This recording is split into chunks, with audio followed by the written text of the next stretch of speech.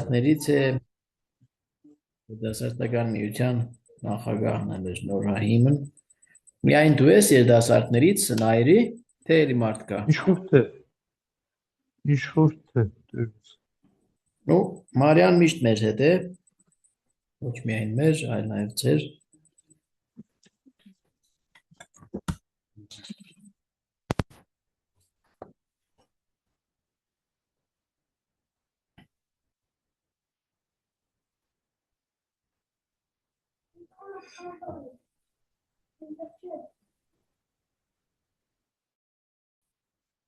Լավ, եկեք սկսենք, հա։ Ընթացքում միան արդեն 4 րոպե անցել է։ Օրհնյալ Տեր մեր Հիսուս Քրիստոս, ամեն։ Հայր մեր, որ երկինս ես, Սուրբ Եղիցի անուն քո, եկեցի արքայություն քո, եղիցին գամ քո, որպես երկինս եւ երկրի, ցած մեր հնապազորդ, տուր մեզ այսօր, եւ թող մեզ սպարտիս մեր, որպես եւ մեր թուն քրոց բարդաբանած, եւ մի տանիրս մեզի փորձություն, այլ բրկյազ մեզի չարե, զիքոյ արքայություն եւ զորություն եւ փառքավետյանս ամեն։ Միասին ողջույն ասենք։ Ողջույն քեզ Մարիամ, լի շնորհոք Տեր ընդ քեզ։ Ոչով չգիտի ողջույնը։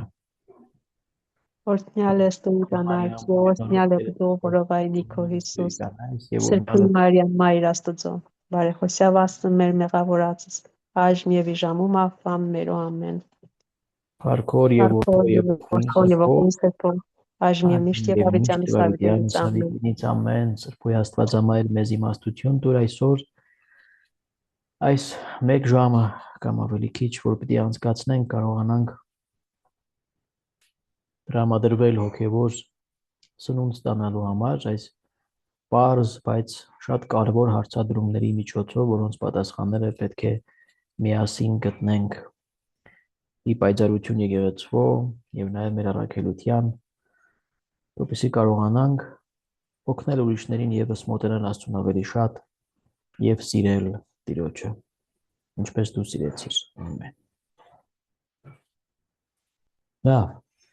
եկեք ուրեմն շարունակենք։ Մենք կանգ ենք առել այստեղ։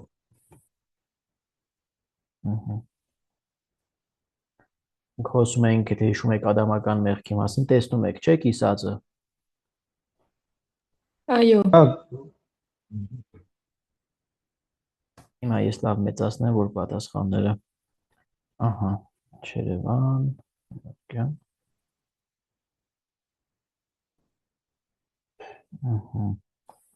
ադամական մեղքի մասին ենք խոսում։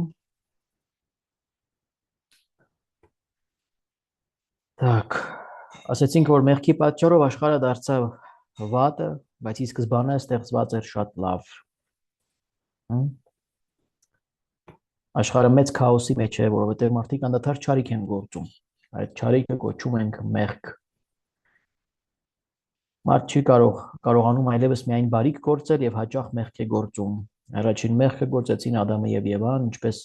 Սուրբ Գիրքը մեզ պատմում է Ծննդոց գրքի 3-րդ գլխում։ Եվ մեղքը տարածվեց, ուրեմն նրանց սերունդներով մինչև այսօր բոլոր մարդիկ ծնվելիս ասեցինք, որ ժառանգում են Ադամի եւ Եվայի մեղքը։ Ադամի եւ Եվայի անհնազանդության մեղքը փոխանցվեց իրենց սերունդներին, հասնելով մինչև մեզ։ Մենք բոլորս ծնվում ենք արդեն այդ մեղքը ունենալով մեր մեջ, դա կոչվում է ադամական կամ սկզբնական մեղք։ Ռուսերեն первородный грех նաև, հա։ Մենք դրանում մեղավոր չենք։ Դա մեր անձնական մեղքը կամ սխալը չէ, այլ այդպիսին է դարձել մարդկային սերունդը։ Ադամական մեղքից հնարավոր է մաքրվել միայն մկրտությամբ։ Դժվար է գործնականում պատկերացնել, թե ինչպես ենք ժառանգում մեղքը, որտեղ մենք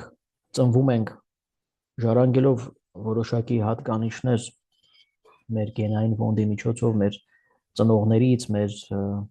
մեծ տոհմից, հայրենիքից, եւ դժվար է պատկերացնել, որտեղ ֆիզիկապես որևէ բան չի երևում, բայց այդ մեղքի հետևանքներն են տեսանելի, այսինքն մարդկային մարմինը, մենք խոսեցինք այն մասին, որ որակապես փոխվել է ադամական մեղքի պատճառով։ Մեր մարդկային մարմինը եւ մեր հակումները նույնը չեն, ինչ որ Եդեմի պարտեզի մեջ ունեին մեր նախածնողները, այսինքն հավիտենական կյանքով ապրելիս։ Այդ առաջին մեղքից հետո մեր մարդկային մարմինները, մենք որպես մարդ, որպես հոգի եւ մարմին, մարդը մեկ ամբողջություն է, ավելի շատ է հակված դեպի մեղք, ավելի շատ է հակված հետաքրքրվելու չարով, իմանալու թե ինչ բան է չարը։ Աստված հենց սա էր ուզում կանխել չարի եւ բարու գիտության պտրից մեզ հեռու պահելով, բայց մինչև այսօր այդ նույն մեղք, ինչպես ասացինք, մենք մարդկությունը շարունակում է գործել ինքն իրեն պատկերացնելով որպես Աստված, ինքն իրեն պատկերացնելով որպես ամենակարող, հզոր։ Այսօրվա տեխնոլոգիաների զարգացումը եւս խոսում են այդ մասին, որ մարդը այսքան մեծ գործիքներ ունենալով ինքն իրեն կարողանում է, ուզում է պատկերացնել միշտ որպես մեկը, որ անկախ է իր որոշումների մեջ։ Այդ ստեղծարարությունը, որ աստվածության Աստծո նման մի կարևոր սկզբունք է, որ Աստված մեր մեջ դրել է իրեն նմանվելու, մենք օգտագործում ենք հակառակ ուղղությամբ, այսինքն մենք ուզում ենք, մարդը ուզում է կայանալ որպես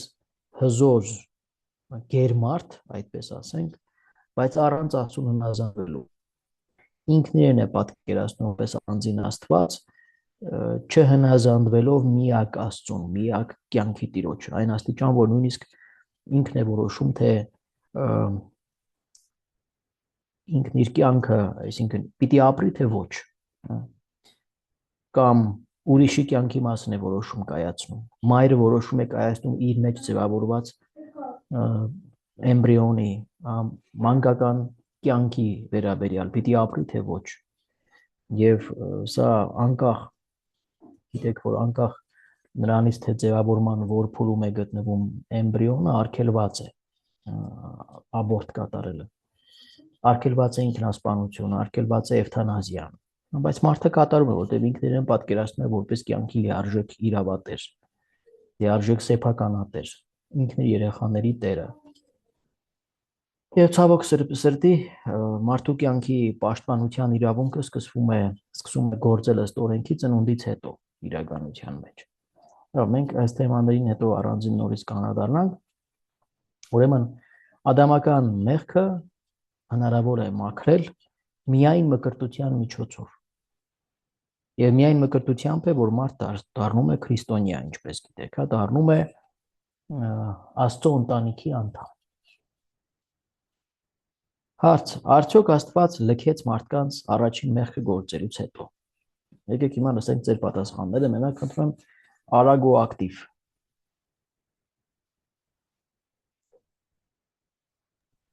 Конечно, нет. Ну что значит нет?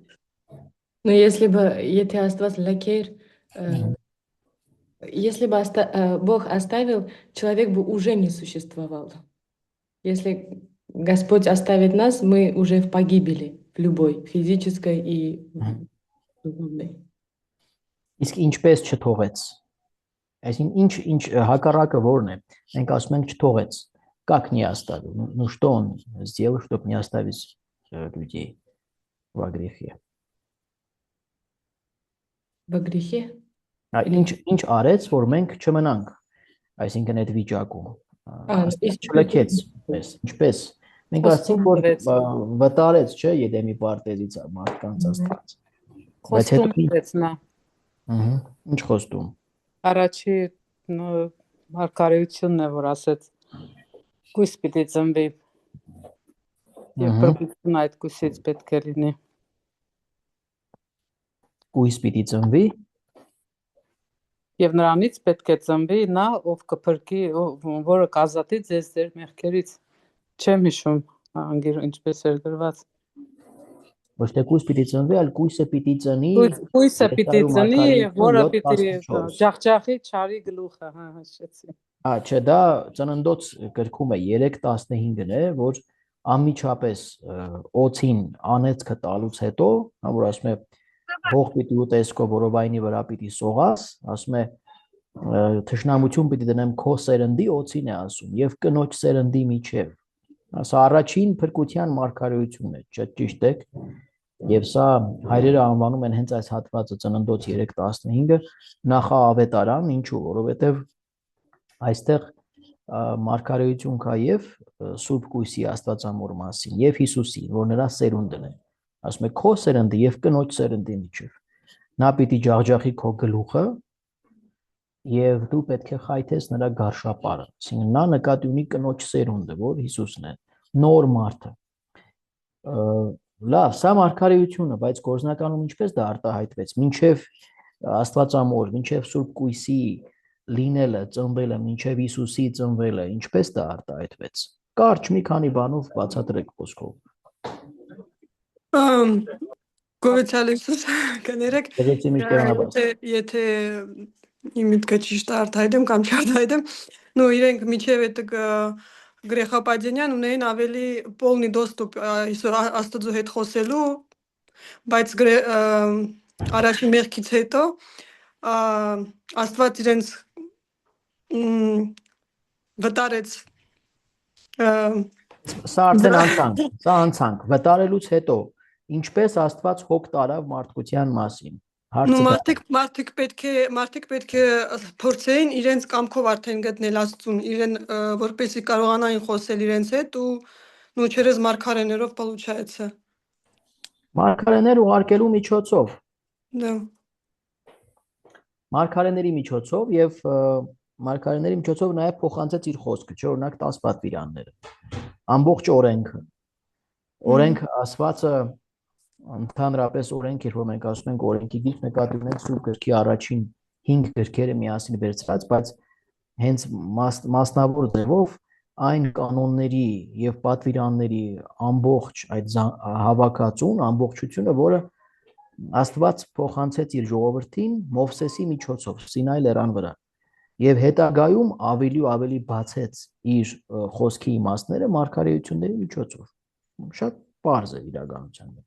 Մինչև մարգարեները կարելի է նաև սա էլ բացատրել երեխեքին, որ երբ նրանք մերկ զգացին իրենց, Աստված հոգ տարավ եւ հագուստ հագցրեց։ Դա նույնպես ժեստ էր, որ մարդուն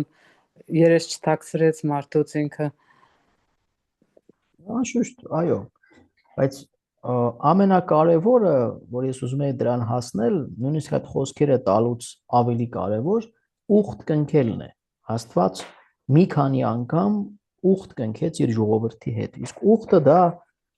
ընտանեկան հարաբերություն հաստատելու իմաստ ունի։ Այսինքն հայր եւ որդի, ծնող եւ զավակներ։ Եվ ուխտը դաշինքը ենթադրում է երկկողմանի պարտավորությունների ստանձնում եւ կատարում եւ երկկողմանի հավատարմություն։ Բայց Աստված պատմությունը ցույց է տալիս, որ ամբողջ Սուրբ գրքի պատմությունը, որ Աստված միշտ հավատարիմ էր իր ուխտին, իր խոստմանը, իսկ մարդկությունը, Իսրայելի ժողովուրդը ոչ։ Եվ այդ հին ուխտի դրժելն էր պատճառը, որ Աստված իր որդու միջոցով, որին ուղարկեց աշխարհ, նոր ուխտ, նոր դաշինք կնքեց մարդկության հետ։ Եվ նաև դրա համար էլ, չէ, հին եւ նոր կտակարանները կոչում ենք մենք հին ուխտ եւ նոր ուխտ։ Հիսուս ինչ է ասում գինին սրբագործելիս, որ մենք պատերակին այդ խոսքերը կրկնում ենք, ասում է այս է նոր ուխտի իմ արյունը, այսինքն իր արյունով նոր ուխտ է կնքում, արյուն թափելով խաչի վրա։ Այս է նոր ուխտի իմ արյունը, որ հեղվում է ձեր եւ շատերի մեղքերի քավության եւ թողության համար։ Լավ, շատ հեռացանք մենք, եկեք ուրեմն սրա պատասխան ավելի պարզ ձևով նայենք։ Ոչ, այսինքն Աստված չլքեց մարդկությանը, շարունակեց հոգ տանել մարդկանց մասին, քանի որ նա սիրող եւ ներող հայր է։ Եվ մեղքից փրկության պատմությունն է ամբողջ, ինչ որ դուք նոր ասում էիք։ Եդեմի պարտեզից մարդկանց վտարելուց հետո Աստված չթողեց մարդկությանը։ Ջրհեղեղով վերացրեց մեղավորներին եւ տապանով փրկեց միայն Նոյին եւ նրա ընտանիքին։ Ապա Նոյի սերնդից ընտրեց Աբրահամին, որին խոստացավ տալ մի երկիր եւ երկնքի աստղերի չափ զավակներ։ Եվ Աբրահամի հետ էլ ուխտ կնքեց, չէ՞։ Ուրեմն սկզբից առաջին ուխտը Ադամի հետ, երկրորդը Նոյի հետ, հետո Աբրահամի հետ կնքեց ուխտը։ Ծննդոց գրքի 12-րդ գլուխը որ կարդաք, այդ մասին է 12-ը խոստումն է, 15-ը ուխտի կնքումը, 12 եւ 15։ Աբրահամը հնազանդվեց Աստծուն եւ նվիրվեց ամբողջ սրտով։ Աստված պահեց իր խոստումը եւ Աբրահամի ընտանիքին տվեց Իսրայելի երկիրը։ Մենք հիմա այդպես ասում ենք, այն ժամանակ Իսրայել չէր կոչվում, դեռ Իսրայելը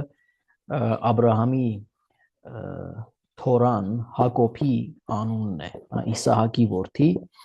ուրեմն Հակոբի անունն է, որ Աստված դրեց Իսրայել եւ նրա անունով նրա 12 որդիներին տված ժառանգությունը երկիրը կոչվեց Իսրայել։ Բայց նրա որդիները եւս մեղքեր գործեցին, որի պատճառով ուրեմն Աստված, որի պատճառով ստրուկներ դարձան Եգիպտոսում։ Պատմությունը հավանաբար գիտեք, ինչպես ընկան Եգիպտոս, երբ որ Հակոբի որդի Հովսեփը գերի տարվեց Եգիպտոս, եղբայրները վաճառեցին Հովսեփին, քանի որ նախանձում էին, հիմա այդ պատմության մեջ չենք մտնելու, լավ կնի որ կարդացած լինեք, եթե չեք կարդացել, կարդացեք ամբողջ ծննդոց գիրքը եւ այդպես շարունակենք, դեռ 2 տարի առաջ խնդրել ենք, որ երբ որ կուրսը սկսեցինք 3 տարի առաջ, որ ամբողջ Աստվածաշունչը մանրամասն լավ կարդաք։ Maybe հարց տամ, հա։ Ինչպես եղավ, որ իսրայելացիները իջան Եգիպտոս։ Շատ կարճ խնդրեմ պատասխանեք։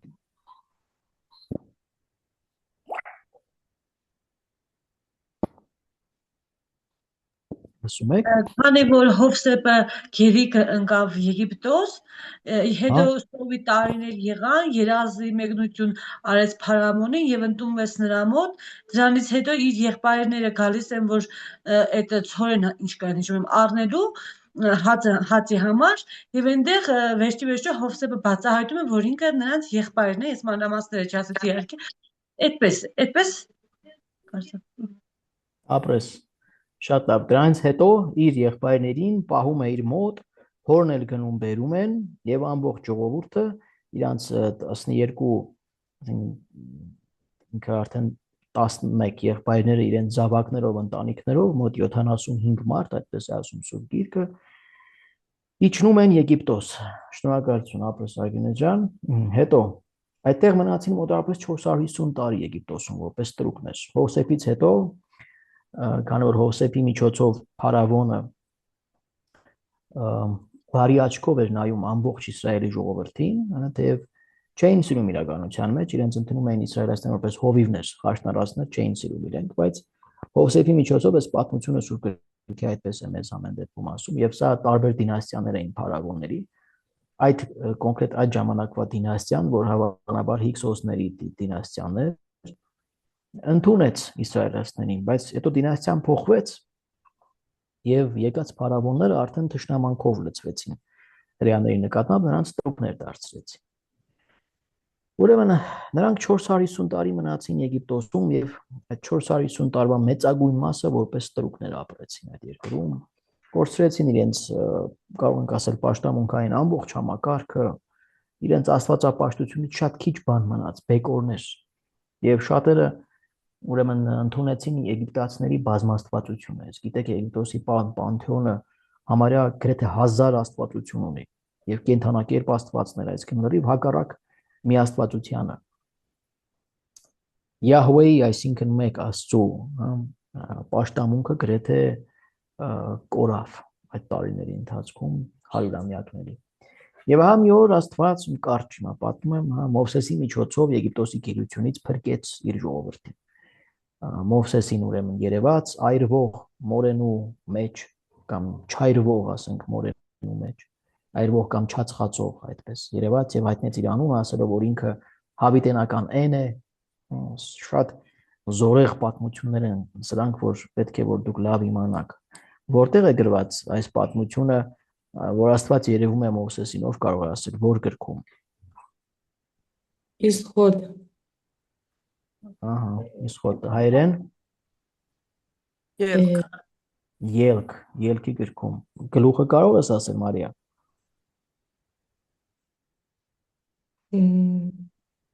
Нет. Середина где-то. Դրեցի, երրորդ գլուխ։ Լավ, ուրեմն ելքը ծննդոց հաջորդ գիրքն է, հա, որտեղ կարող եք կարդալ այս պատմությունը, թե ինչպես Մովսեսը դարձավ առաջնորդ եւ իսրայելացիներին դուրս բերեց Եգիպտոսից, Աստված 10 պատուհասներ բերեց Եգիպտոսի ժողովրդի վրա, ավելի փարավոնն էր, այսինքն պատճառը կարծրասիրտ փարավոնը, որի սիրտը միշտ կարծր էր եւ միշտ չէր թողնում, որ իսրայելացիները դուրս գային Եգիպտոսից եւ պաշտեին իրենց միակ Աստծուն, եւ հետո էլ պահանջ դրվեց փարավոնի արչեւ, Աստված ասաց, որ Մովսեսին գնաց, ասաց, որ բաց թողնի իմ ժողովրդին, որպեսզի գնան իրենց հայրենիքը ավետյաց երկիր։ Մի խոսքով վերջին պատուհասը ով է հիշում, ինչ ծանր պատուհաս հասցրեց Աստված փարավոնին։ Первых детей. Մեծ առաջին զավակներին, առաջնածին զավակներին ուրեմն կյանքը վերցրեց, բոլորը սպանվեցին, Աստծո հրեշտակը մի գիշերում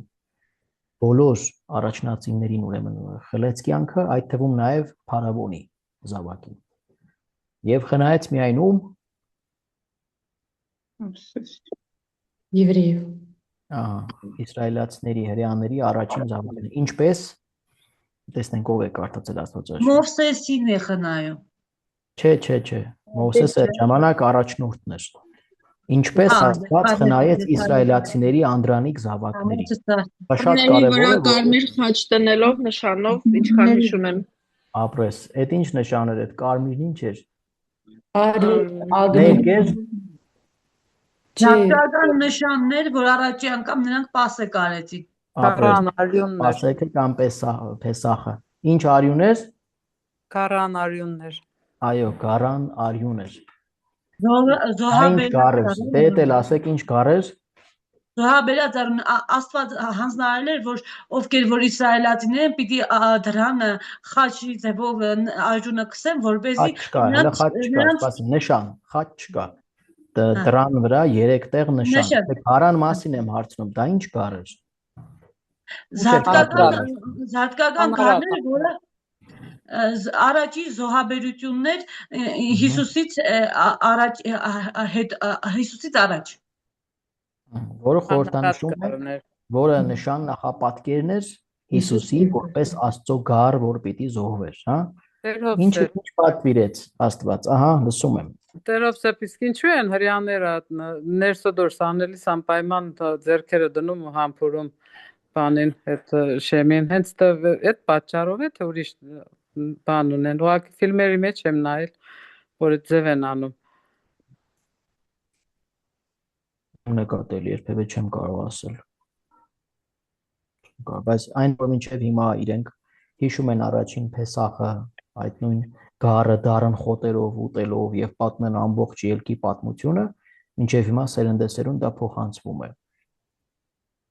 Սովորությունը պահպանված է, բայց որ դրան շեմը համբուրում դա չեմ տեսել, հնարավոր է որ դրա հետ կապված է։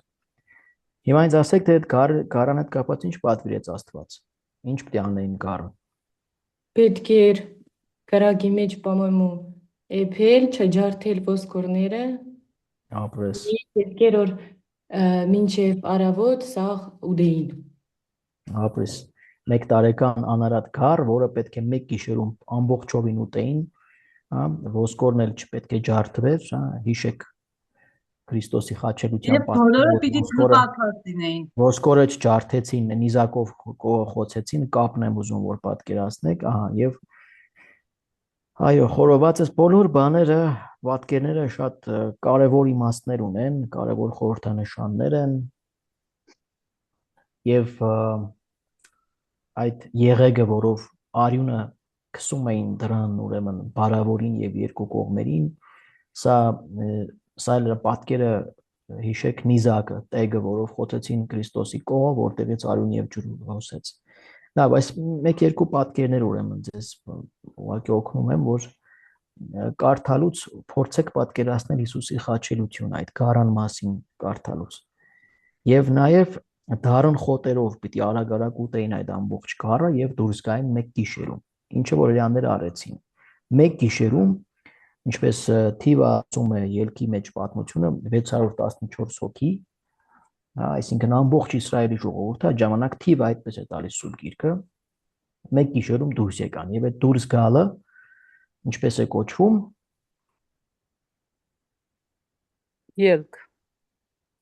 այո ելք է կոչվում, բայց դա Զատիկ։ իրենց առաջին զատիկն է, Փեսախը, Պասեքը։ Դա ելքը Եգիպտոսից իրենց փրկությունն է, բայց այդ գիշերը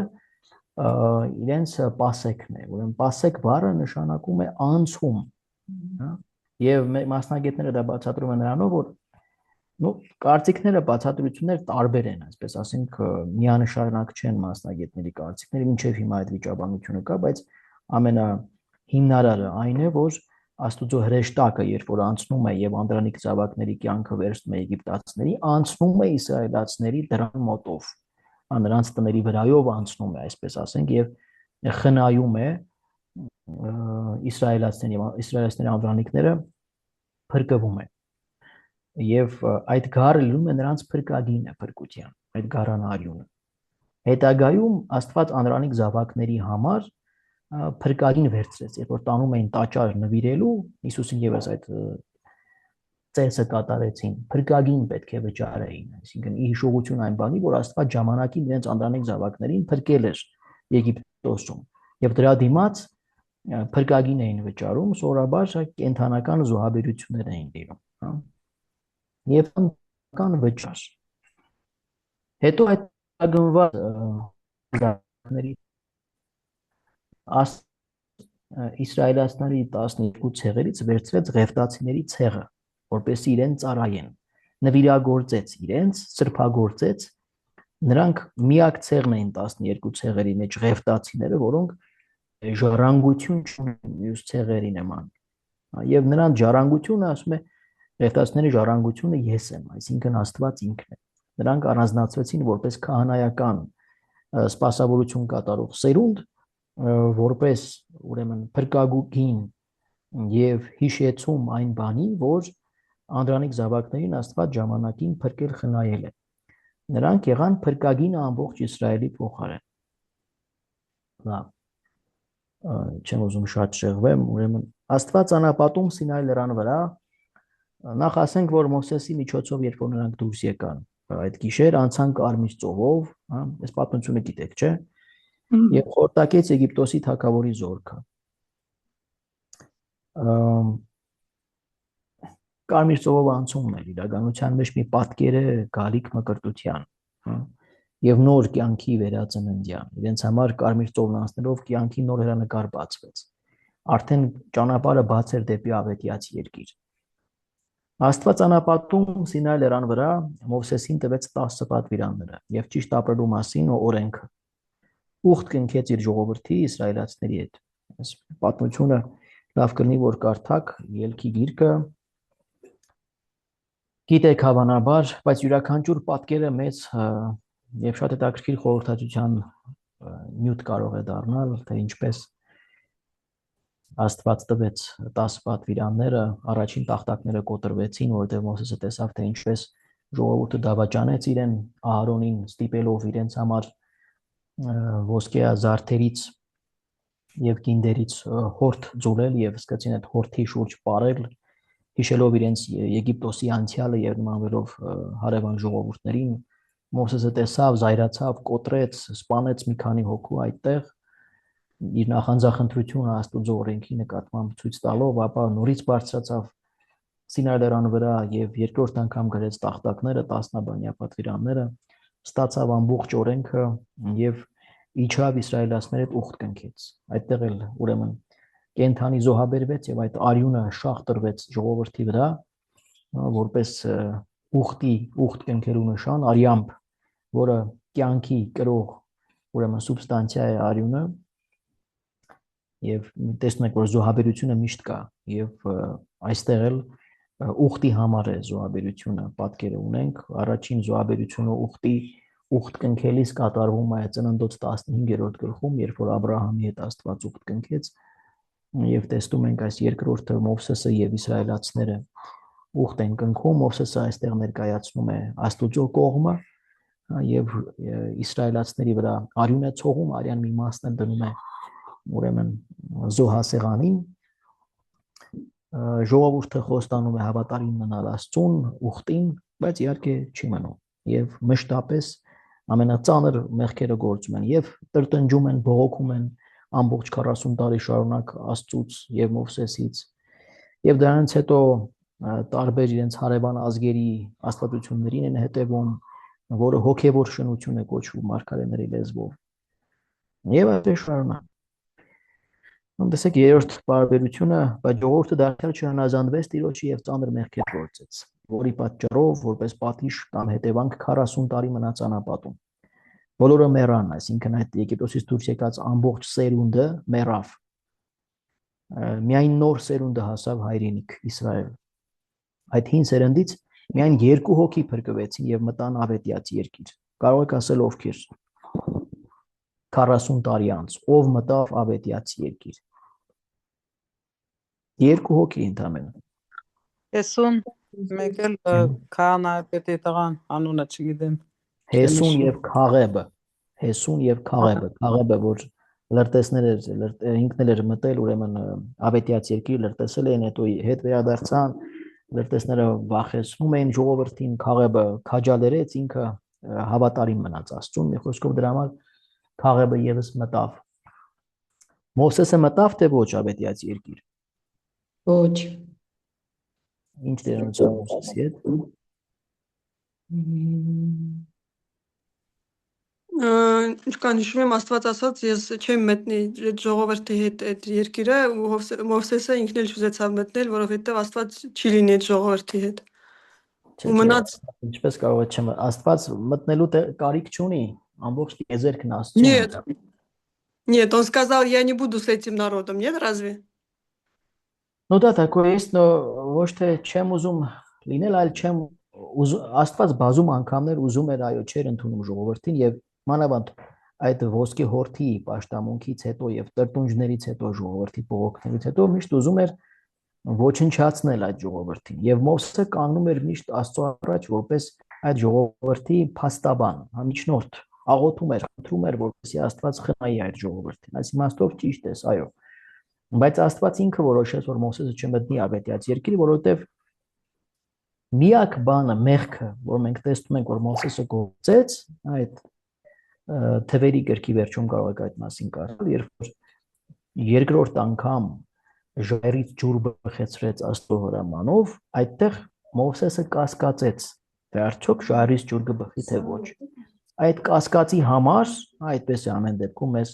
փոխանցում Աստվածաշունչը, այս պատմությունը, բայց ամեն դեպքում էլի խորհրդավոր է շատ, մենք չենք տեսնում խիստ բառեր գրված Մովսեսի մասին։ Որտեղ Մովսեսը այդ սուրբ գրքի հեղինակների համար եւս, որոնք Աստծուց ներշնչված գրում էին, սրբություն էր։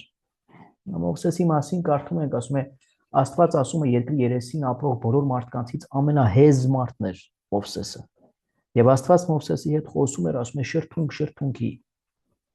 ինչպես ընկերը ընկերոջ հետ։ Մովսեսը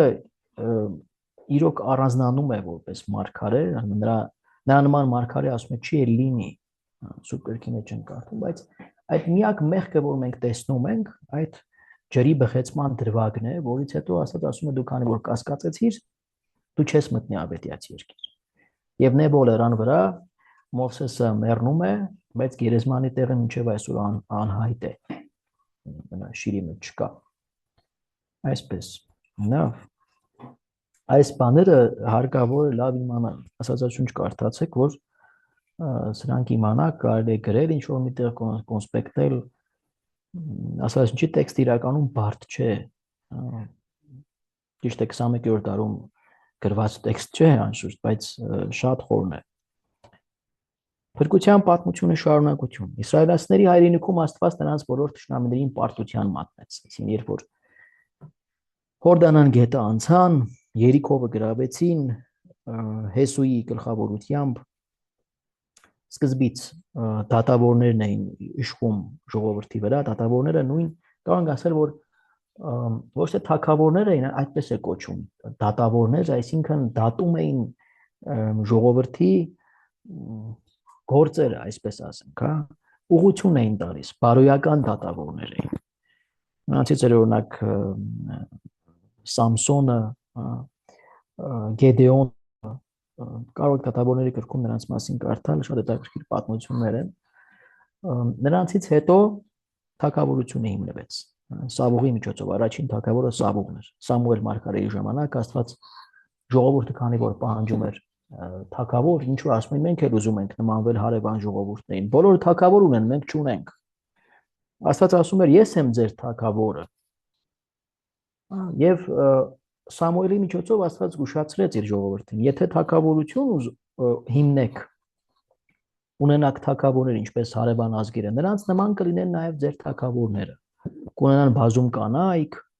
մեծ հարստություն, ձեզ կկեղեքեն, ձեզ կստրկացնեն, դուք կծառայեք նրանց։ Չլսեցին, ասեցին, ոչինչ, ուզում ենք, թող ունենանք, մենք էլ կուզենք թագավոր։ Դրեցին թագավոր եւ բոլորը անավանդ Սողոմոնից սկսած բոլորը եկե մյուսից վատը եղան։ Ունենք կարդում ենք կան լավ, այսպես սրբակյաց ասում հավատարիմ թագավորներ, բայց շատ քիչ։ Նույնիսկ Դավիթը, որ մարգարե է, որ սրբություն է, որ Սաղմոսների գիրքն է հեղինակել, ծանր մեղքեր գործեց։ Օրինակ Դավթի ամենամեծ մեղքը ո՞րն է, կարող եք ասել։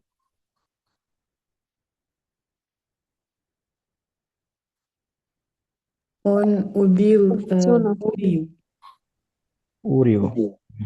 Ով էր Ուրիան։ И его друг, и воин. Почему убил? Потому что влюбился в его жену Версавию. Բերսաբեի ամուսինն էր, ամուսնուն վերացրեց մեջտեղից, կոպիտ ասած, որպեսզի տիրանա կնոջը, Բերսաբեին եւ Բերսաբեից ունեցավ ում։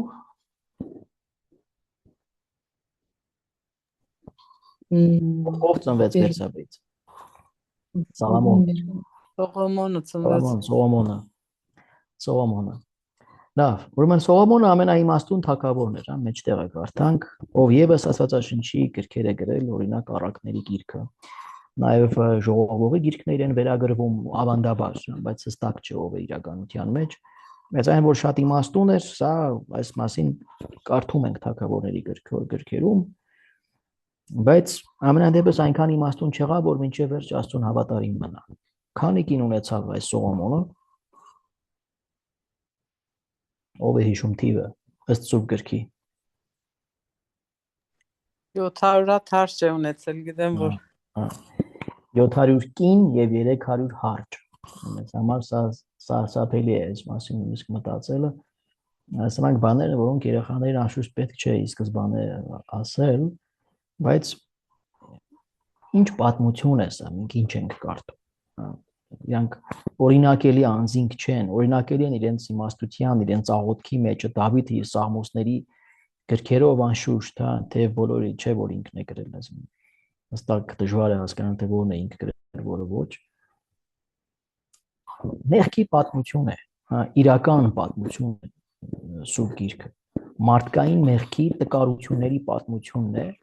եւ Աստուծո սիրո պատմությունն է, թե Աստված ինչպես ուզում էր այս տկար մարդկանց անընդհատ ոտքի կանգնեցնել, հետ պահել մեղքից եւ սրանք չէին լսում Աստծուն։ Չարաջջի երեխաների նման։ Բայց միաժամանակ տեսնում ենք նաեւ հավատքի շատ գեղեցիկ օրինակներ նրանց մեջ։ Էպիզոդիկ են, ճիշտ է, իրենց կյանքի մի դրվագ են, ինչ որ էպիզոդներ են, բայց այնուամենայնիվ մենք տեսնում ենք, օրինակ ինչպես Դավիթը ուրախությամբ ապարում էր, երբ որ ուխտի տապանակը փշտացների գերությունից հետ էր վերադարձել։ Կինը չհասկացավ նրան, ծիծաղում էր, երբ որ սա ապարում էր, խելակորույս ապարում էր ուրախությունից։ Կինը չհասկացավ, բայց մենք դա եւ հատկություն սպանդել։ Սավուղին բայց չսպանեց։ Եվ այսպես շարունակ։ Ուրեմն տեսնում ենք մեղքի եւ տկարության պատմություն Աստվածաշունչը իրական մի գիրք է, հեքիաթների գիրք չէ։ Եթե մեկը հեքիաթ գրելու լիներ, պատկերացրեք, ասենք, մեր պատմիչները, երբ որ իշխանների հրամաններով գրքեր էին գրում, մեր իշխաններին ներկայացնում էին որպես հերոսներ, սրբեր, բայց իրականում չգիտենք ովքեր են եղել, ինչ են եղել։ Բայց Սուրբ գիրքը իրական մեղքի նաև պատմությունն է ցույց տալիս։ Մարգարեների գրքերը, որ կարդում ենք, ժողովրդի քննադատություն է։ Ասում է դուք պիտի կորցնեք ձեր հայրենիքը, թշնամին պիտի իրանա ձեր հողերին, ձեր երեխաները պետք է սպանվեն։ Այդ գրքերը պահպանվել հասել են մինչև մեզ։ Եթե իշխանավորներին, թագավորներին մնար կամ իսրայելացիներին, պիտի ոչնչացնեին այդ գրքերը, չէ՞, բայց Աստծո ձեռքն է, որ այդ գրքերը այդ մարգարեներին սպանեցին, բայց գրքերը մեզ հասան։ Նշանակում է դրանք հեքիաթի գրքեր չեն։ Լավ։ Ուրեմն թագավորությունը կործանվեց, որովհետև բոլոր թագավորները ծանր մեղքեր գործեցին եւ ուրացան Աստծուն։ Գիտեք, որ թագավորությունը բաժանվեց հյուսիսային եւ հարավային մասերի Սողոմոնի որդու ժամանակ։ Եվ ինչ տեղ ունեցավ դրանից հետո թագավորությունները մեկը մյուսի հետևից, այսինքն սկզբից հյուսիսայինը 722 թվականին գերի ընկավ Ասորեստանին, ամբողջ մի ժողովուրդ գերի տարան։ Ասորեստանի թագավորը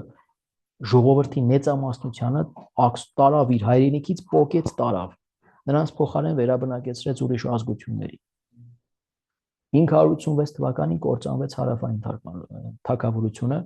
հյուսիսայինը կոչվում էր Իսրայելի թագավորություն, հարավայինը Հուդայի թագավորություն, Երուսաղեմը գտնվում էր հարավային թագավորության մեջ։ Եվ հարավայինը կործանվեց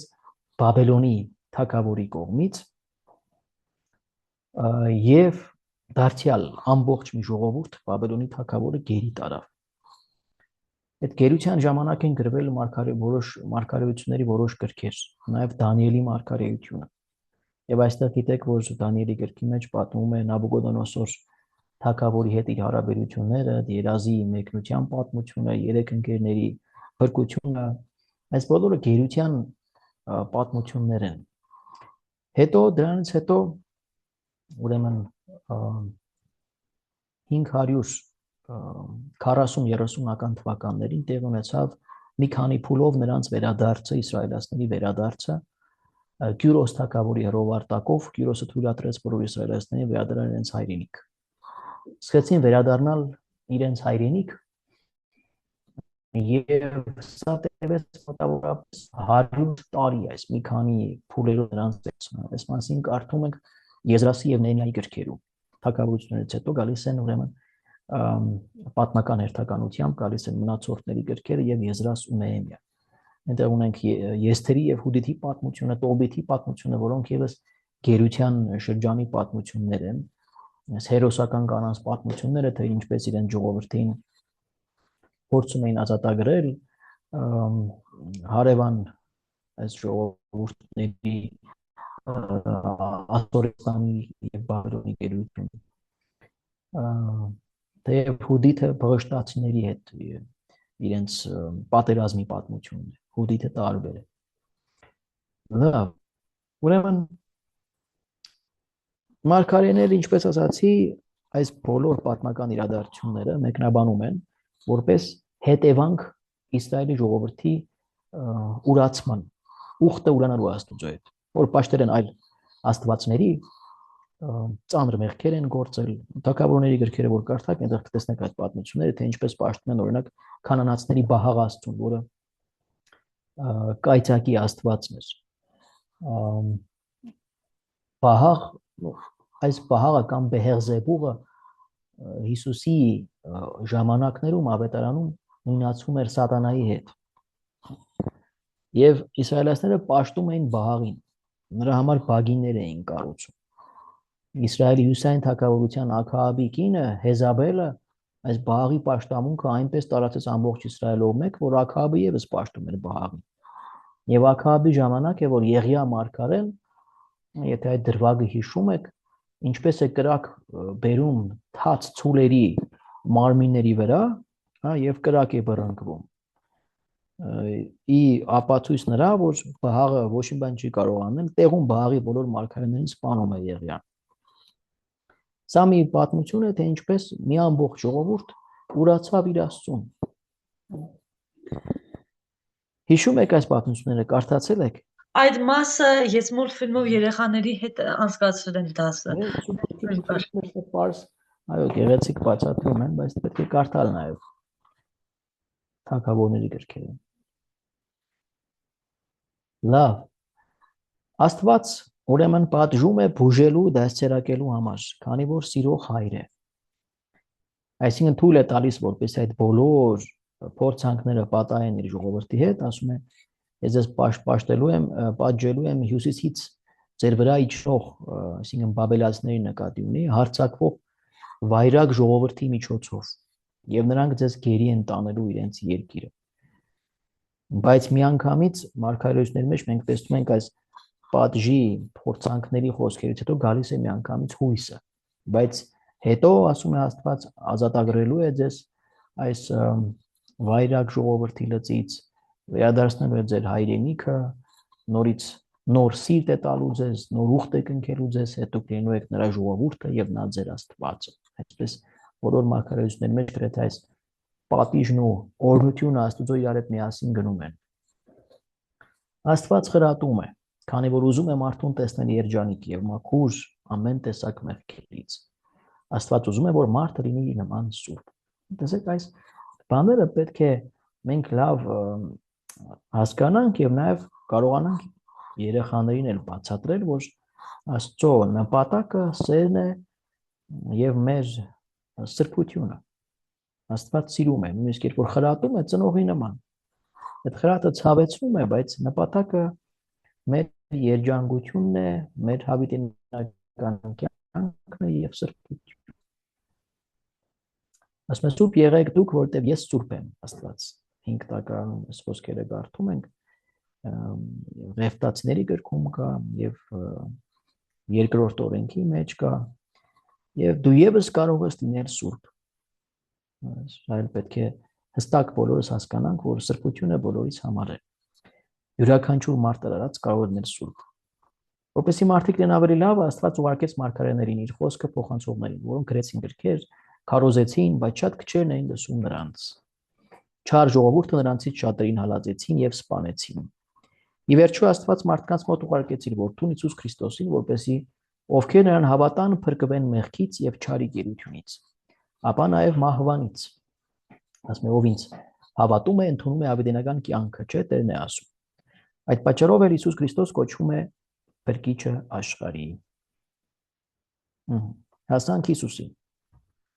Հիմա այստեղ գործնական աշխատանք, այստեղ ասուշտ փոքրերի համար է, բայց լավ կլինի, որ դուք էլ այս պատմությունները կարդաք։ Ընթերցել եւ քննարկել հետեւյալ պատմությունները մանկական աստվածաշնչից կամ դիտել Սուրբ Գրոց գիրքերոց մոդուլները։ Ջրեղեղի Նոյի պատմությունը, Աբրահամի պատմությունը, Իսահակ եւ Հակոբ, Հովսեփ,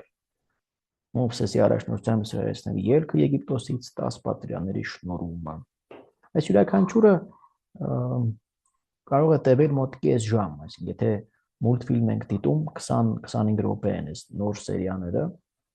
եւ հետո մի 10-15 րոպե քննարկում։ Կամ կարդալ, ասենք, մանկական աստվածաշնչից, որոշ բաներ նաեւ ամբողջ մեծ աստվածաշնչից, օրինակ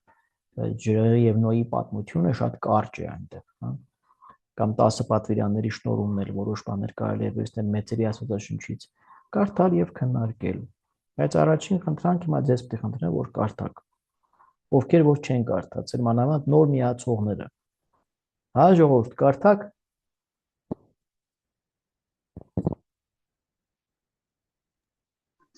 Նոր կտակարանը կարդացել ենք։ Առաջին մասը հինը ամբողջությամբ չեմ կարդացել, չէ։ Տեղ հինը կարդացել եմ ավելի շուտ մանկական աստվածաշնչից ընդամենը։ Մեծերինը ունեք։ Աստվածաշունչը ունեմ։ Աստվածաշունչը չունեմ, չէ, նոր կտակարանն ունեմ, աստվածաշունչը ունեմ, առաքելական եկեղեցին եմ։ Նույնն է, առաքել այս առումով առաքելական եւ կաթողիկ տարբեր։ Մեծ ամբողջական գիրքը ունեմ։ Այո, մեծը եւ կա 94 թվի հրատարակությունը, կա 17, 19-ի վերահրատարակություններ, հները դասական ուղղագրությամբ են։ 17-19-ի երևի դրանցից ունեմ։ Դե առաջին խնդրանքս պետք է լինի, որ աստվածաշնչի առաջին 5 գրքերը միանգամից կարդալը բարդ է, բայց ուրեմն գոնե առաջին 2-ը այս շաբաթվա ընթացքում ծննդոց եւ ելից գրքերը խնդրեմ բոլորդ կարդացեք, հա, ծննդոց եւ ելք։ Առաջին 2 գրքերը 5 կտակարանի։ Եվ ես գիտեմ, որ այնտեղ շատ հարցեր կունենաք տալու, ինչպես միշտ, ինչպես բոլորը, եւ մենք այդ հարցերին կպատասխանենք մյուս անգամ։ Անապատիկ 40 տարիները, ահա։ Ես այսօր սկզբից չկարողացա միանալ, որովհետև չէի ստացել լինկը, չգիտեմ ոնց էր լինում, հա, Իսկ մի քիչ ծնվում կա։ ուշացում եմ։ Ոչինչ, լավ։ Հա, Պղնձեոցի պատմությունը, Իսրայել վերադառնալը Հեսուի գլխավորությամբ դրանք ելույթ մանկական աստվածաշնչի չափով Հա, դե բայց մեծերին է պետք է։ կարդացել եմ, բայց մեծին մի Դուք քիչ մեծերին եք հին դիմանա։ աստվածաշունչը դաժան է։ Այնտեղ Աստված ոնց որ Հիսուսի նման չէ, էլի։ Շատ է պատժում։ Լավ, առաջին հարցը ընդունենք դա։ Եվ փորձեմ կարճ պատասխանեմ։ Ոչ թե դաժան է, իսկ ընդհանրապես այո, եթե համեմատենք այսպես շատ կտրուկ փորձենք համեմատել, մեծ Հիսուս ներկայացնում է Աստծո սերը եւ ողորմածությունը։ Հայր Աստծո մտերմությունը, հասանելիությունը, ջերմությունը, քնքշությունը, մարդամոտությունը, այսպես ասենք։ Բայց որպեսզի այդ կետին հասներ Աստծո հայտնությունը, ճանապարհ պետք է անցներ։ Աստված չէր կարող իսրայելացիներին Քրիստոսից առաջ 13-12-րդ դարում օրինակ ասենք ելքի ժամանակ, հա, երբ որ Եգիպտոսում ստրուկներ էին ու պաշտում էին Եգիպտոսի աստվածներին։ Չէր կարող այդ ժամանակ երևալ որպես մարդացած Աստված, որպես Հիսուս Քրիստոս, որտեղ պարզապես այդ ընկալման աստիճանը ժողովուրդը դեռ չուներ։ Սա կոչվում է աստվածային դաստիարակություն, պեդագոգիկա, այսինքն ամբողջ փրկության պատմությունը Աստծո դաստիարակության, ժողովրդին դաստիարակելու փուլերն են։ Այդ փուլերը պետք է հասնեն որոշակի հասունության, եւ այդ հասունության կետը հռոմեական կայսրության հենց այն ժամանակն էր, երբ որ ծնվեց Հիսուս, Աստծո մարդեղությունը։ Երբ որ նաև պետք է լիներ պատմական աշխարհագրական այն ամբողջ պայմանների ամբողջությունը, համատեքստը, երբ որ կարողանար Աստծո խոսքը տարածվել գոնե ռոմեական կայսրության, որը աշխարհի բավական մեծ լայն մակերես էր զբաղեցնում, ռոմեական կայսրության տարածքով մեկ։ Չէր կարող Աստված, ես սա վերլուծում եմ որպես մարդ, հա, բայց Աստծո ծրագիրը անշուշտ շատ ավելի մանրազնին է եւ մշակված է։ Որպեսզի Աստծո խոսքը տարածվեր, նաև պատմական հանգամանքները պիտի դրան խրախուսեն։ Չէր կարող Իսրայելի մեջ, որտեղ նույնիսկ թագավորը թագավորությունը հզոր չէր եւ պաշտում էին հարևան ժողովուրդների, ոնց որ ասեցի, Բահաղի օրինակ պաշտամունքը, հա, կամ Իշտարին էին պաշտում, ենթադրենք, հա, բաբելական աստվածություն։ Չէր կարող այդ պայմաններում Աստծո խոսքը տրվեր այն ձևով, ինչպես տրվեց նոր կտակարանի մեջ եւ տարածվել ամբողջ աշխարհում։ Պարզապես կուլ կտային թագավորները այդ ամենը։ Եվ ոնց որ Հիսուս ասում է, մարգարիտները այդ խոզերի առաջ մի գցիր, ոտքի կողան կլիներ։ Աստված ամեն ինչ ծրագրել է այնպես, ինչպես պետք է։ Եվ այդ դաժանությունը, որ դուք ասում եք, դա ոչ թե դաժանություն է, այլ տեսեք, երբ որ մի ամբողջ ժողովուրդ շնության մեղք է գործում, հոգևոր շնության, դեռ պետք է լիներ շատ կտրուկ։ Մենք տեսնում ենք Մովսեսին օրինակ զայրացած, հա, առաջին դաժան պատկերը, որ մեր աչքին պես ընկնում է, դա սկսվում է մոտավորապես ելք 35-36-րդ գլուխներից, երբ որ Մովսեսը իջնում է եւ տեսնում է հորթի պաշտամունքը եւ այդտեղ մի քանի ասում է 1000 հոգու սպանեց Մովսեսը անձամբ, որովհետեւ նրանք սրբապղծության մեղքի մեջ էին, պաշտում էին իրենց նախկին անցյալից եկած այդ հիշողության պտուղները, այդ ոսկե հորթի պաշտամունքը, այդ ցուրի պաշտամունքը դա եգիպտական կրոնական համակարգի մեջ տեղ ուներ եւ նաեւ տարածված էր նաեւ հարևան կանանացիների ժողովուրդների մեջ։ Իրենք իրենց սրբին Աստծուն, որ իրենց հանեց Եգիպտոսից թողած, ընկան իրենց անցյալի մեղքերի մեջ եւ մեղավոր մարդկանց պատիժը մահն է այդ ժամանակվա համար։ Եվ դա է Աստծո տնօրինությունը, եւ մենք չէ որ պետք է դատենք Աստծուն, թե դա ճիշտ է թե սխալ։ Մեզ համար հիմա սա կարող է թվալ դաժանություն 21-րդ դարում ապրողի համար, բայց սրբությունը պահելու միակ ճանապարհը այդ ժամանակ Աստծո տնօրինության մեջ դա էր։ Այդպես ասեմ, եւ ի վերջո մի ուրիշ բան կա, տեսեք, մի ուրիշ դաժանություն որ դուք կարող եք հանդիպել, Աստված միշտ ասում է Մովսեսին եւ Հեսուին չխնայել այդ հարևան ժողովուրդներին, որոնց որ պարտության են մատնում, հա, այդպիսի բան կարող ենք տեսնել։ Էլի դարձյալ նույն բանն է, որ Իսկ մեղքի Քրիստոսն ասում է թշնամուտ անգամ սիրիր։ հիմա տեսեք, այնտեղ կա Սիրիր, 5 ներիր։ կան Աստված ինչ է ասում, ասում է, եթե հնազանդվեք ինձ, կատարեք իմ հրամանները, ես բոլոր ձեր թշնամիներին, որոնք ուզում էին իրականության մեջ բոլոր այդ ժողովուրդները, որտեղ Աստված տարավ իր ժողովրդին բնակեցնելու, ուզում էին խոչընդոտել իսրայելացիներին, որ չհասնեն իրենց ավետյաց երկիրը, որտեղ արդեն իրենք վերցրել են իսրայելացիների երկիրը, 450 տարի իրենք ապրում են Եգիպտոսում, այդ ժողովուրդները մտածում են քահանացիները, թե այլևս իրավունք չունի Իսրայելը վերադառնալու։ Եվ ամեն ինչ անում են, որպեսզի նրանք չհասնեն մինչև իրենց ավետյաց երկիրը։ Բայց Աստված ասում էր, եթե դուք պահեք իմ օրենքները, ես այդ բոլոր ժողովուրդներին կքշեմ ձեր առաջից, կհեռացնեմ, ոչ թե կսպանեմ, այլ կհեռացնեմ։ Բայց քանի որ ժողովուրդը չէր լսում Աստծուն, չէր պահում նրա խոսքը եւ օրենքը, վրա էր գալիս որպես հետևանք պատերազմը, եւ նրանք ստիպված էին պաշտպանվել սրով։ Հասկանում եք։ Միշտ կա սխալի հետևանք։ Աստված ի սկզբանե ասում է, որ պետք չէ սպանել, պետք չէ մի մտածեք այդ ժողովուրդների թշնամիները ձեզ ինչ կարող են անել։ Ես բոլորին կհեռացնեմ ձեր առաջից, միայն թե հավատարիմ մնացեք ինձ։ Բայց ժողովուրդը միշտ հակառակն էր անում եւ ստանում էր այդ բոլոր իր արածի պատասխանը։ Գիտեք, մենք նաեւ տեսնում ենք մարդկային դաժանության դրսևորումներ։ Ամեն ինչ պետք չէ վերագրել Աստծուն։ Աստված միայն մեկ բանի մեջ է շատ խիստ եւ կտրուկ, չի ընդունում մեղքը, բայց ընդունում է մեղավորին։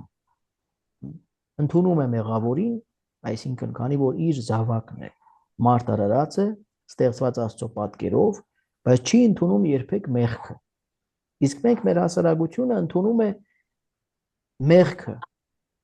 Մեղավորին չեն ընդունում, այսպես ասենք, հա։ Սիրում են ուրիշների մեղքերը մատնացույց անել, բայց մեղքը ընդունում են, մեղքի հետ ապրում են։ Մեղքի հետ շատ լավ ապրում են մեր հասարակությունը, բայց Աստված չի անդուրժում մեղքը։ Ծաղկեցնում են մեղքը, Տեսնում եք։ գովերգում են նույնիսկ։ Բայց հարցը դրանում է, որ Աստված ի սկզբանե իր ժողովրդին սովորեցրեց, օրինակ ինչու էր ասում, թե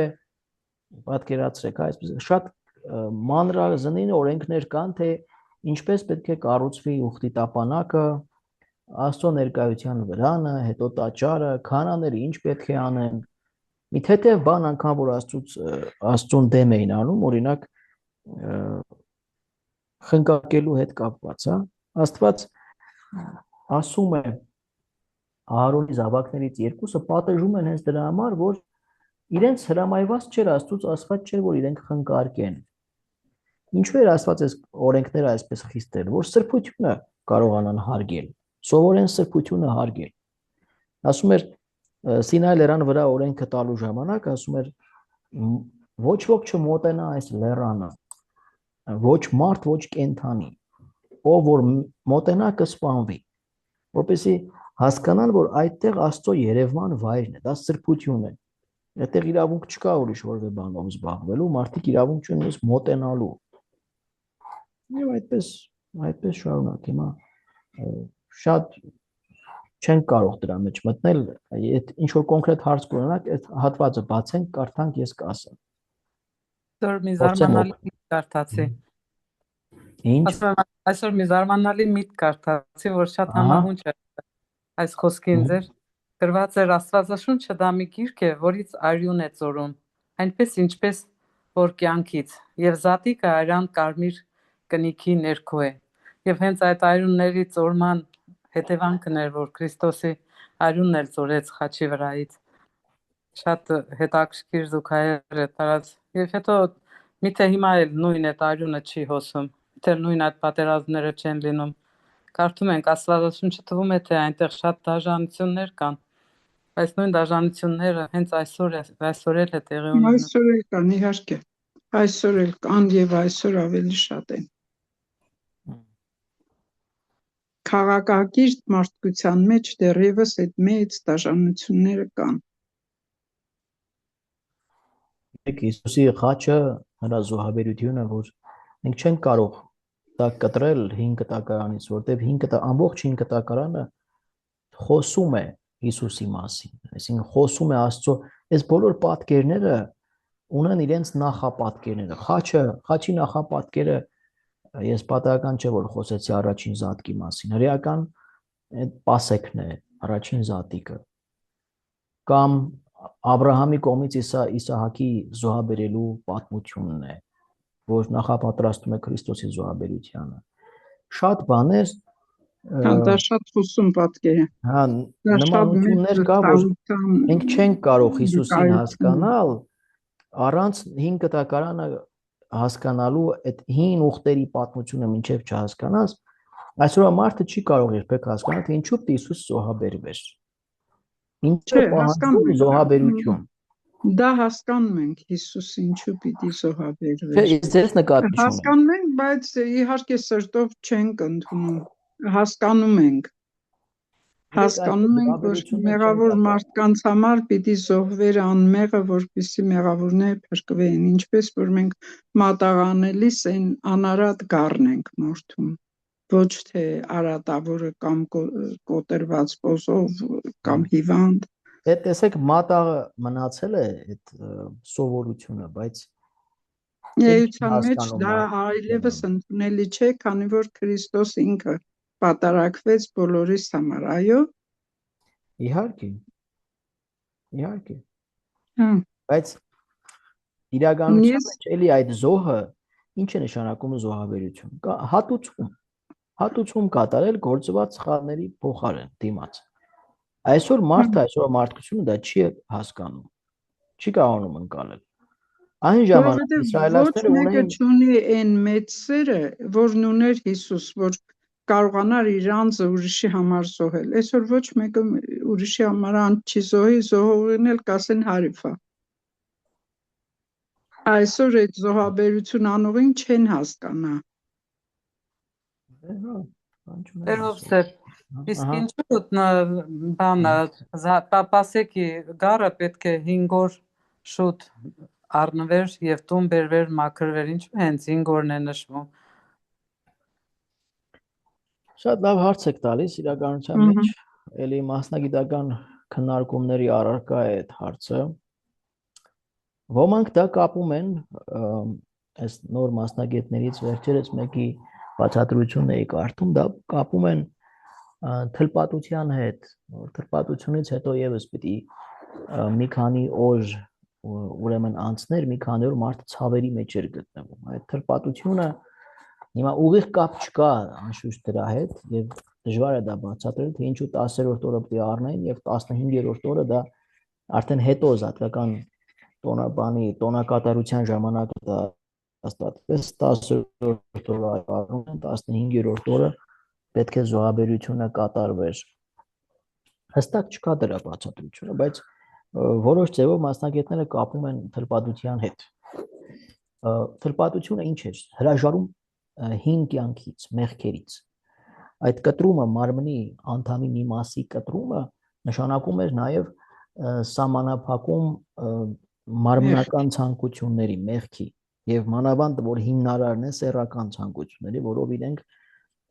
պետք է տարբերվեին հարևան ժողովուրդներից, ովքեր ապրում էին սանձարձակ անկանոն սեռական հարաբերությունների կյանքով եւ նաեւ պաշտամունքի առարկա են դարձել սեռական կյանքը։ Եվ թլպատությունը, որ եղավ ուխտի նշան, նաև հաստատվեց Աբրահամի սերնդի համար, հենց այս իմաստով է։ Էլի ասում Սուրբ Գրքի մեջ հստակ մեկնաբանությունը չկա, բայց կոնտեքստը ամբողջ դա է հուշում։ Հիմա քանի որ թլպատությունից հետո այդ ցավերի բուժումից հետո սկսվում է արդեն նոր կյանք եւ իրենք դառնում են ուխտի զավակներ, հա, որպես ուխտի նշան։ Շատ հնարավոր է, որ այդ գառը պահելը, առնել եւ պահելը այդպիսի մի պատմական հիշողության արտահայտություն է։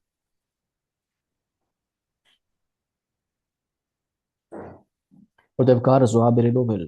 իրենք նոր կյանք են սկսում, չէ, ելքը նոր կյանքի սկիզբ է։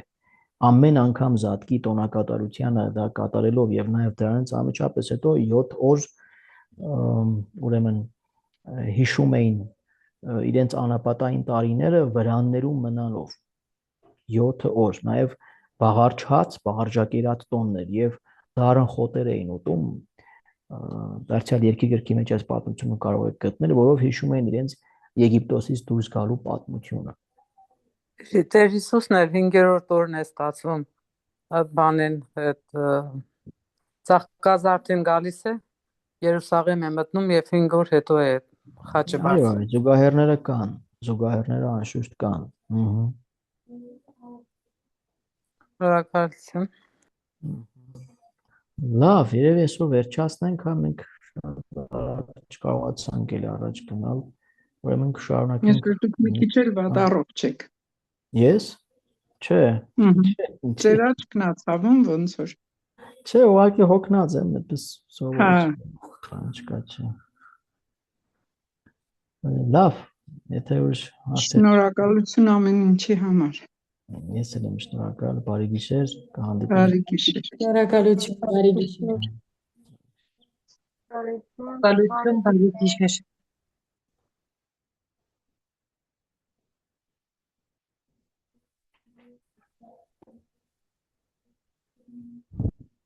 Papa, hani quest, coisa de família.